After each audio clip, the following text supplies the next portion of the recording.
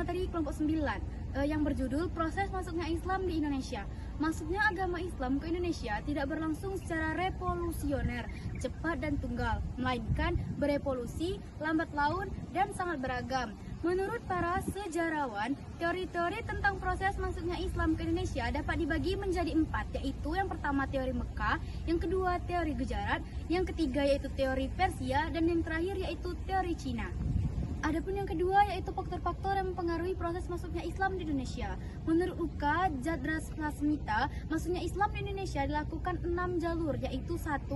Saluran perdagangan, yang kedua melalui jalur perkawinan, yang ketiga yaitu melalui jalur tasawuf, yang keempat yaitu melalui jalur pendidikan, yang kelima yaitu melalui jalur kesenian.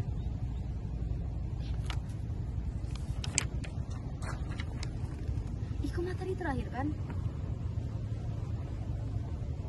Dan yang C yaitu peran Wali Songo dalam penyebaran dan perkembangan Islam di Indonesia.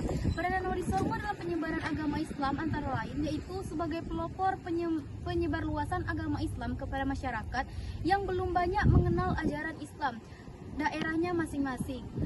Yang kedua yaitu sebagai para pejuang yang gigih dalam membela dan mengembangkan agama Islam di masa hidup. Dan yang ketiga yaitu sebagai guru agama Islam yang gigih mengajarkan agama Islam kepada para muridnya. Baiklah, lanjutkan materi yang kedua. Baiklah, materi kedua yaitu dinamika perkembangan Islam di Indonesia selama masa penjajahan, yaitu dari kelompok 10. Perkembangan Islam di Indonesia selama masa penjajahan memperlihatkan dinamika yang sangat kompleks. Islam tidak hanya dipahami sebagai agama yang mengatur hubungan manusia dengan Tuhan, tetapi juga hadir sebagai kekuatan sosial, politik, dan budaya yang membentuk identitas masyarakat Nusantara sejak kedatangan bangsa Eropa mulai dari Portugis, Belanda, hingga Jepang. Umat Islam Indonesia menghadapi tantangan besar. Akan tetapi, dalam tekanan kolonial, Islam justru tampil sebagai faktor pemersatu yang mampu menyelesaikan semua perlawanan sekaligus menjadi dasar pembentukan kesadaran nasional.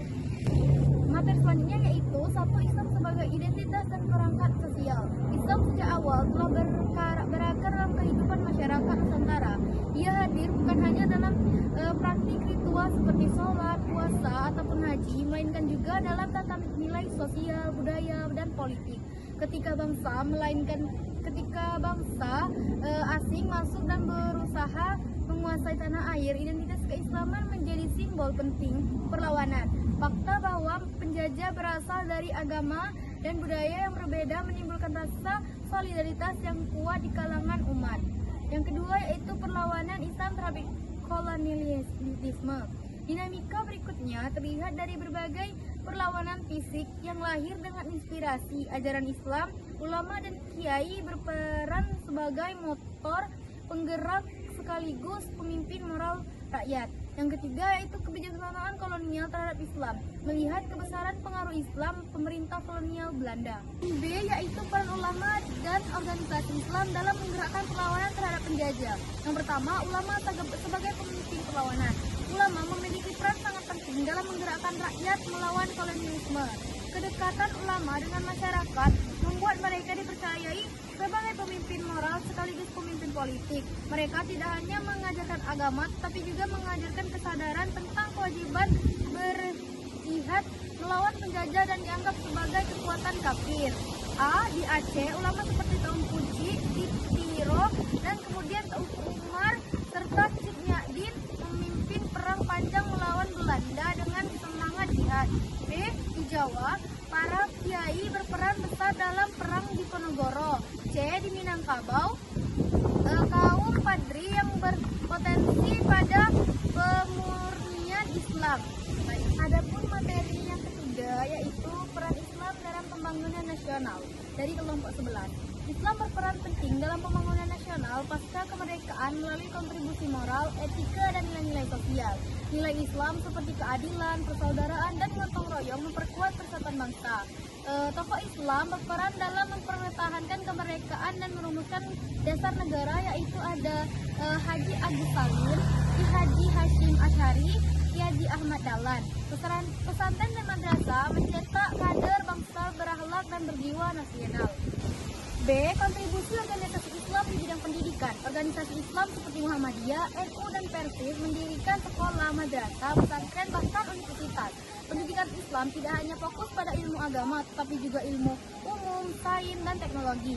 Adanya modernisasi dan integrasi kurikulum agar lulusnya mampu bersaing di era modern. Pendidikan Islam mencetak generasi berakhlak mulia, cerdas, dan profesional.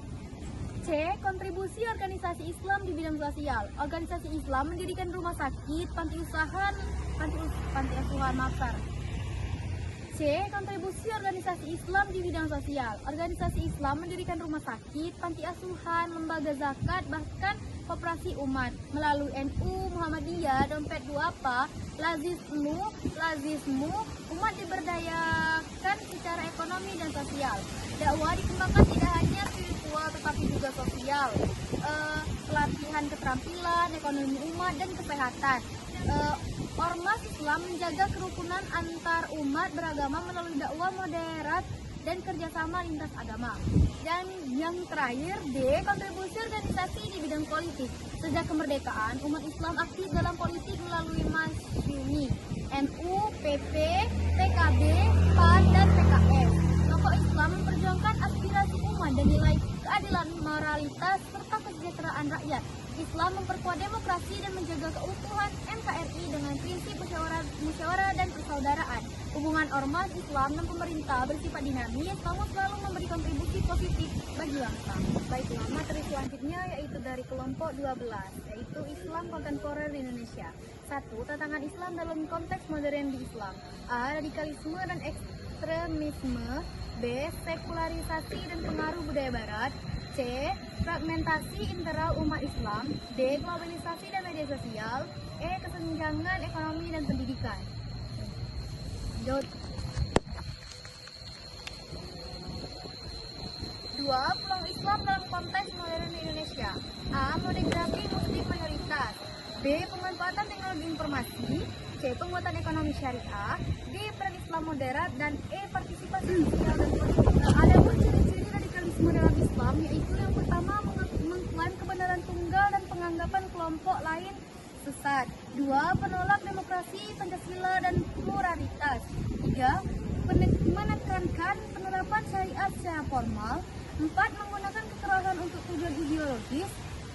Adapun faktor-faktor penyebabnya yaitu 1. Teologis, penafsiran ayat dan hadis secara tekstual tanpa konteks. 2. Sosial ekonomi, kemiskinan, pengangguran, dan kesenjangan sosial. Yang ketiga yaitu politik, kekecewaan terhadap pemerintah dan elit politik. Dan yang keempat yaitu globalisasi, maksudnya ideologi rasional seperti ISIS dan Al-Qaeda. Peran media sosial dalam Islam. 1. Media sosial sebagai ruang dakwah. A. Platform seperti YouTube, Instagram, TikTok, dan Facebook menjadi media dakwah modern. B.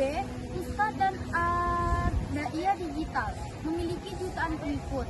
C. Dakwah online menjangkau generasi muda lintas daerah dan negara. Contohnya gerakan ngaji online, kajian di Instagram, dan live dan di TikTok. Peran positif media sosial. A. Akses ilmu agama lebih mudah. B. Dakwah kreatif lewat